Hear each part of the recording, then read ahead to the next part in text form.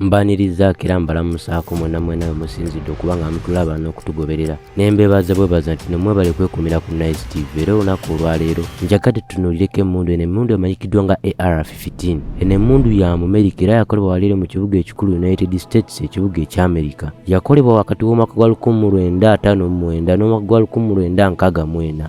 Era ngeno yakolebwa omwami Omumerika oba omuvubuka Omumerika ebiseera ebyo. Ono omuvubuka yali amanyikiddwako nga Elite. Teyakoma bukomi ku linnya lye, yaliviirako n'okulituuma emmundu eno. Ngeno emmundu emanyikiddwako nga Elite AR-15 erina amannya ag'enjawulo okuli Selected Fire Gas Operated Air Cooled Magazine Fire Rifle. Wabula eno emmundu yakolebwa mu Amerika nga wenkutegeezezza, naye ng'ekigendererwa eky'okugikola baasinzira oba baabeesinga ku AR-10 rifle ey'emmundu eno yennyini gye twogerako. Baayagala bagezeeko okukola ekintu ekyenjawulo oba ekintu ekiwawuka okusinziira ku mmundu ezaaliwo ebiseera ebyo. Kyovala abaatwala obudde ne batula ne bafumba ne basalawo bakole emmundu eno. Yakolebwa nga basinziddeko nti no bali baagala ebeere ng'efulumya amasasi ku sipiidi etenkanika, era nga kigambibwa mbu essasi lyalina emmundu essasi limu lidduka kilometers 2 buli katikitiki, nga mu musindo oguli mu ssasi lino eno gukubisaamu emirundi 5 okusinziira ku masasi agava mu mmundu eza bulijjo. Naye nga wetutunulako bwe tujjukirako ku M16 eno yali efulumya amasasi 55 buli luvannyuma lwa katikitiki, era nga alina 20-inch barrel. Era mu bufu bwe bumu bwete emmundu yaffe bwetunula ng'emmundu eno mpangulule. Kaakati njagala oneegatteko ggwe omulabi tugezeeko kugipanga lyoke nawe otegeere engeri gye bapangamu emmundu eno nga tuvudde paati emu ku emu. Bw'obanga weeteeseteese oba ng'oyagala okugya mu magaziini eno, gezaako nyiga eppeesa erya magaziini oba libayita magazine release. Awo oluvannyuma nga magaziini eno emaze okweyawula ku mmundu eno, tandika okupangamu amasasi limu ku limu era mpola mpola ng'ogezaako okukozesa ku maanyi amatonotono. Kino kikusobozesa okuba nti n'amasasi gano gakwata mu sepulingi eri munda mu magaziini yaffe eno. Era oluvannyuma bw'oba ng'omaze okupangamu amasasi gano limu ku limu, kwata magaziini yaffe ogize mu kituli kino kye wagiggyeemu oba omuzungu kyayinza okuyita magwell. Kakati awo oluvannyuma obeera ovunaanyizibwa okuba ng'okwata akantu kano akayitibwa ka charging handle. Olina okubeera ng'okasika nga bw'okata, era nga kino ekikolwa kigezaako okuba nti no kipositioninga magaziini yaffe eno gye tutadde mu mmundu. Eno charging handle ejja kuba ekaka group zineeno oba carrier zineeno okulaba nti no zituuka ku rear.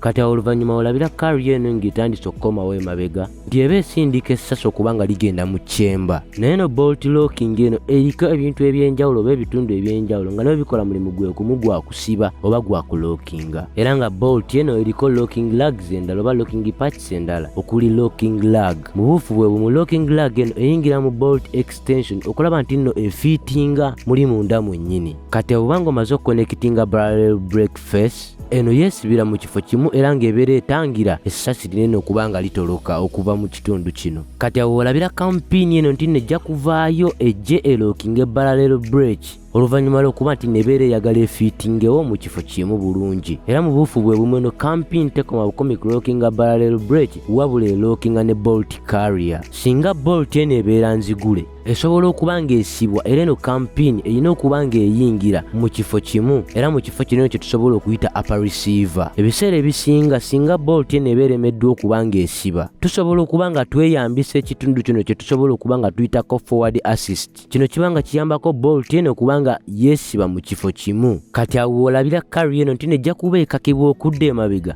mpaka nga bolt emaze okuba nga yeesiba bulungi nnyo. Awo oluvannyuma ojja kulaba nti neno emmundu yaffe ya AR-15 ejja kuba yeetegese bulungi okulaba nti efulumya amasasi. Naye ray eno ejja kuba nti erina obusobozi obugitwala mu selected permit trigger. Kasita trigger eno ebeera ng'esikibwa, armstring eno ejja kuba ng'evuga omuyonde mu maaso okulaba nti nno gugenda gufayaringe ku pini. Era no pini gye twogerako yeefaananyirizaamu omusumaali ejja kuba ng'esobola okukoona ku kisusonkole. Era oluvannyuma nti egenda kuba ng'efulumya omukka eb'ebbugumu ery'amaanyi ddala. Era nga lino ebbugumu liba liva ku buganga obuli munda mu ssasi lyaffe lino oba munda mu kisusonkole omuli essasi. Guno omukka gwe twogerako guba gusobola okukkiriza essasi okuba nti no lyeyawula ku kisosonkole era ne ligezaako lifuluma ebweru. Awo oluvannyuma omukka guno eno guba gusobola okuba nga gutoloka mu barrel gunoonye ekkubo gufuluma ebweru, era nga gufuluma ebweru gusobola okuba nga guyita mu gas tube. Wano w'ogulabira nti no guyita mu gas tube ne gutambula nga gudda emabega guyite mu bolt carrier gusobola okuba nga gwenoonyeza ekkubo gufuluma ebweru ddala. Oluvannyuma nga bolt carrier eno emaze okuba ng'ekomawo emabega,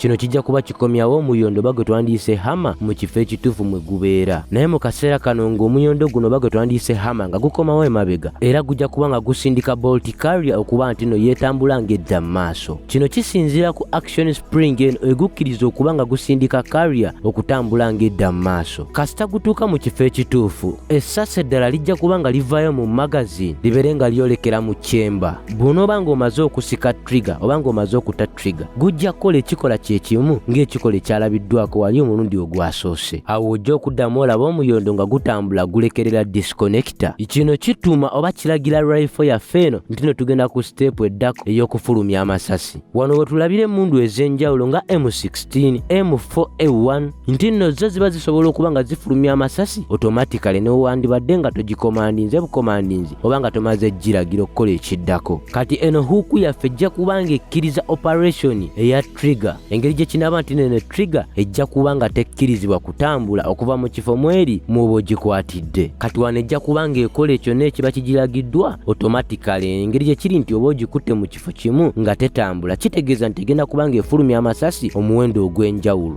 Disconnect eno ejja kuba nga ejjiddwako era ejja kuba tekkiriza movement ndala yonna, wabula ejja kuba esobola okuba nga ewanirira omuyondo guno oba kye twandiise hama mu kiseera eky'okuba nga amasasi gafuluma mu mmundu yaffe. Oluvannyuma ng'essasi limaze okufuluma eno autosteer yaffe ejja kuba nga yeetooloola kasita eno bolt carrier eba ng'ezzeemu ng'ekwatiddwa obuvunaanyizibwa obufuga omuyondo oba gwe twandiise hama. Awo neera ng'omaze okuta trigger eno steer neera ejja kuba ekola kyekimu oba ng'etwala obuvunaanyizibwa okuba nti efuga omuyondo gwaffe. Awo oluvannyuma lwa process eyo yonna omuntu obeera osobola okuba nga weewulirako okubwatuka oba okufuluma kw'essasi ng'era lino eddoboozi liba likolebwa nga liva ku mmundu osobola okumanya nti kati essasi lifulumye okuva mu mmundu yaffe. Awo olabira disconnect eno ntino yeeyawulamu emirundi ebiri era yeeyawulamu omulundi ogwa ddyo n'ogwa kkono naye mu bufu bwe bumu. Wano bw'olengerera omulundi ogwa kkono nti gujja twala obuvunaanyizibwa eri omuyondo guno nga tuli ku semi firing mode. Kino kijja kuba nga kikyusa oba nga kiswikinga burst fire mu kaseera kano ke tuba tulimu. Naye burst cam eno oba clutch spring eba ng'esobola okuba nga ekkirizisa M4 okuba ng'efulumya amasasi mu mitendera egy'enjawulo ekitali ku mmundu yaffe eno gye twogerako AR-15. Clutch spring eno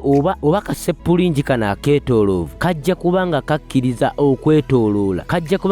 okwetooloola kwa pini yaffe eno singa omuyondo guba nga gukomyewo emabega oba nga gutambula gudde emabega. Awo olabira trigger eno singa eba ng'ezze mu maaso eno trigger ejja kuba nga edisconnectinga deeply of the cam. Awo neera kampini eno ejja kuba nga yeetooloola singa omuyondo guno guba nga gukomyewo emabega oba gwe wandiise hama. Kati awo eno disconnector w'ogirabira nti nejja kuba engaginga smallest notch. Eno ensonga eri nti lwakuba nti eno disconnector ejja kuba tekyasobola kuwanirira muyondo guno singa guba nga gukola automatically. Engeri gye kiri nti guno si gwe guba n'obuvunaanyizibwa okola nti no gufulumya amasasi ku mutendera oguba guddako. Awo olabira kaamu eno ng'eddamu nga yeetooloola nga tuddamu tulengera emitendera gye gimu nga gye tuzze tuyitamu gyonna process ziba nga zeddamu. Awo neera kaamu eno eddamu ne yeetooloola huuku eno n'eddamu n'ekola ekintu kyekimu mu kaseera mpawo kaaga. Awo olabira omuyondo guno nti guddamu ne gufulumya amasasi omulundi ogwokusatu ogw'omuddiringanwa. Ng'awo essasi tumaze okuba nga tulifulumya mu mmundu eno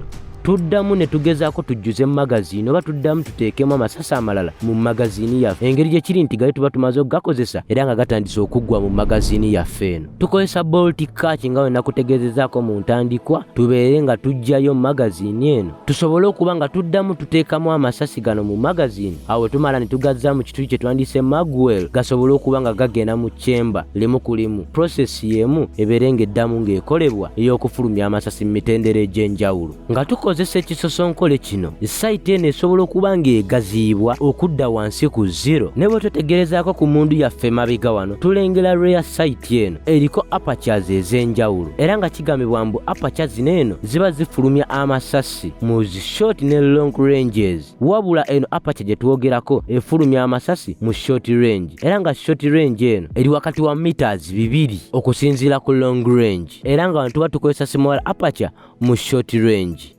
Kasita kakutanda n'oteekako elevation cob ejja kuba ng'esitula wansi wa paati zino eziri ku site okusinziira ku distance ebeera eriwo omuntu gy'aba agenda okukubiramu essasi n'essasi we liba ligenda. Naye cob eno ku mukono ogwa ddyo libeera nga ligazyamu wedges zino eno. Kati awo olabira calibration lines emabega wa site yaffe tiziba zigezaako kuyamba oba okufuga weejeeza okulaba nti no zigaziwa mu kaseera ak'okuba nga bafulumya amasasi. Awo oluvannyuma nga hando oba bwe twandiyise obukono obwa AR-15 nti buba nga butandise okuggibwako, kino kisobole nga kikkirizisa optic alternatives okugeza nga holographic sites eziri ku Picatinny Trail. AR-15 nnyingi nnyo ziri equipped ne adjustable stock, era ng'eno stock ejja kuba ng'esobola okuba nga yeevugira ku receivers extension, era eno receivers extension ebiseera ebisinga emanyikiddwa nga buffer tube. Singa onyiga release leave eno ejja kuba egikkirizisa okuba ng'etambula mu mitendera emituufu gyokka. Kati awo olabira ejection port eno nti esobola okuba ng'ejja ng'ecoveringa ekituli kyaffe kino eno. Awo olabira amagezi g'omuzungu nti emitendera egyo nga zimaze okuba nga gikolebwa, eno ejection port oba gye twandise ejection port cover ejja kujegezeeko coveringa rifle singa rifle eri nga terikozesebwa mu kaseera ako, era ng'ekigibikkisa port eno okwewala oba okutangira ebintu eby'enjawulo ng'enfuufu okuba nga biyingira mu kituli kyaffe kino, ate singa biba nga biyingira bisobola okuba nga bigigosa, okugezaako bw'oba ng'oli eng'omanyi lenzi ya kamera. Eno lenzi ya kamera oba nga toligikozesa nayo gikwata n'ogibikkako okwewala enfuufu okugiyingiramu esobola okuba ng'egitta. Naye teweerabira nti automatically kave eno ejja kuba ng'esobola okuba nga yeggulawo singa tuba tutuuse ku mutendero ogw'okuba nti tuddamu ne tukuba amasasi. Mwattu ebinyuvu bingi tebiggwa ku mmundu eno, naye nzikiriza nkwebaze gwe omulabi wa Nice TV abaddeko ng'olaba era nga weetegereza emmundu eno. Wabula nsigadde nze omuweerezaawo Honest Jose ku lw'omusomesa waffe Issa Nicholas Ombede. Mukama Katonda abatukuumire.